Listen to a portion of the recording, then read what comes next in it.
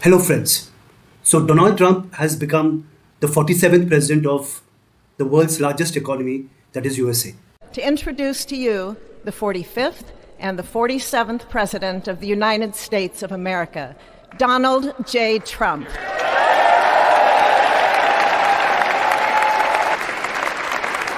Thank you very much, everybody. Well, thank you very, very much. Vice President Vance, Speaker Johnson, President Clinton, President Bush, President Obama, President Biden, Vice President Harris, and my fellow citizens. The golden age of America begins right now. The American society is deeply divided on him. But is this guy good for us, good for Indians? This is what I would be talking in this video. When I'm saying Indians, I'm talking about citizens living in the Indian Republic and not NRIs or Indian Americans. NRIs are non-resident Indians. They are people who are Indian citizens but living outside the country. Indian Americans are American citizens of Indian origin. The influence of Indian Americans in the US politics is growing very strong every single day, and this time, former President Donald Trump has brought in three prominent Indian origin individuals for key roles in his second term. These names are Ricky Gill, Saurabh Sharma, and Kush Desai, and now part of Trump's inner circle, handling very important responsibilities in the White House. On the first day as president, Trump signed many documents, out of which two are important for India. One is ending birthright citizenship, and the other one is pulling out of Paris Climate Accord or agreement. According to birthright citizenship, anybody born on American soil becomes American citizen automatically. It doesn't matter whether the parents have entered the country legally or illegally. Trump on the first day itself have ended it, but a US judge have said that he cannot do it as it is against the 14th Amendment of US Constitution.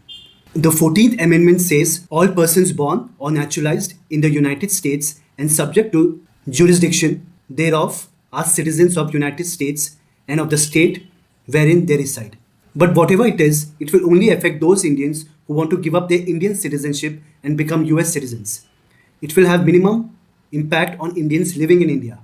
What will affect us badly is US withdrawing from Paris Climate Agreement.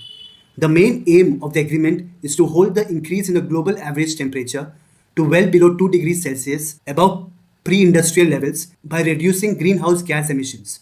Pre-industrial level basically means before industrial revolution, which happened around 200 years back. And greenhouse emissions are basically CO2 and other greenhouse gases like methane and nitrous oxide. On his first day in office, President Donald Trump pulled the United States from the Paris Agreement on climate. Now, to understand the significance of this, it's worth reviewing what the Paris Agreement is. In 2015, the world comes together and says, we need to combat climate change. Climate change happens from the burning of fossil fuels like gas, oil, and coal that goes up into the atmosphere and heats the planet. And so the Paris Agreement tries to combat this by asking countries to set targets to cut their own emissions each year, and every 5 years show what they've done. Trump pulling out of this is significant because it's basically the United States saying we are no longer going to participate in this world process to combat climate change. If the second largest emitter of greenhouse emissions, that is USA, goes back on its word, then the world is certainly in big trouble. Trump is not a big fan of China, which is good for our country, as even we don't have cordial relations with a communist nation, which happens to be our eastern neighbor and a friend of our western neighbor, Pakistan. Both these neighbors of ours try to create problems for us time and again. So we have to come closer to USA. As Chanakya Niti says, an enemy's enemy is a friend. The release of DeepSeek AI from a Chinese company should be a wake-up call for our industries that we need to be laser-focused on competing to win. We have the greatest scientists in the world. Even Chinese leadership told me that. They said, you have the most brilliant scientists in the world. During the election campaign, Trump promised to end the Ukraine-Russia war, which is good for us as Russia is India's oldest friend since the formation of our republic. And also, Russia is our largest oil exporter. Mr. President, do you think that sanctions on Russia will force President Putin to negotiate? I don't know, but I think he should make a deal. I think Russia should want to make a deal. Maybe they want to make a deal. I think from what I hear, Putin would like to see me, and we'll meet as soon as we can. I'd meet immediately. Every day we don't meet, soldiers are being killed in a battlefield. And that battlefield is like no battlefield since World War II. That's it. And I have pictures that you don't want to see. Soldiers are being killed on a daily basis at numbers that we haven't seen in decades. And it'd be nice to end that war. It's a ridiculous war. He's ready to negotiate a deal. He'd like to stop. He's somebody that lost a lot of soldiers, and so did Russia. Lost a lot. Russia lost more soldiers.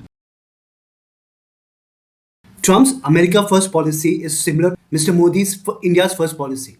Allow ourselves to be taken advantage of any longer. During every single day of the Trump administration, I will very simply put America first. Our priorities are India first. As an Indian Prime Minister, if he wants to give priority to India, then even Trump has every right to do it for his country. But being the largest economy, it will certainly affect smaller economies. But even Trump cannot ignore a country like India.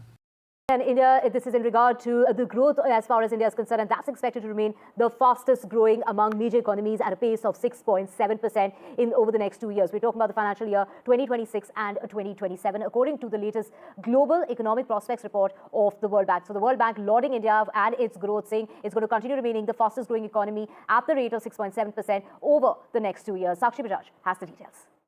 As per the latest Global Economics Prospects report by the World Bank, India is likely to be the fastest growing economy for the next 2 years.